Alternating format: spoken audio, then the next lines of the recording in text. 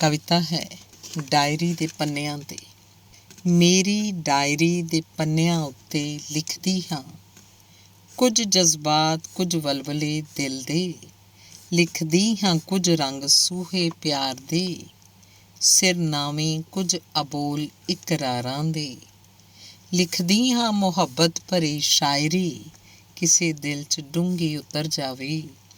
ਐਵੇਂ ਗੱਲਬਾਤ ਲਿਖਦੀ ਹਾਂ ਮੈਂ ਮੇਰੀ ਡਾਇਰੀ ਦੇ ਕੋਰੇ ਪੰਨਿਆਂ ਉੱਤੇ। ਮਾਂ ਦੀ ਮਮਤਾ ਖਿੱਚ ਪਾਉਂਦੀ ਹੈ ਮੇਰੀ ਡਾਇਰੀ ਦੇ ਪੰਨਿਆਂ ਵਿੱਚ।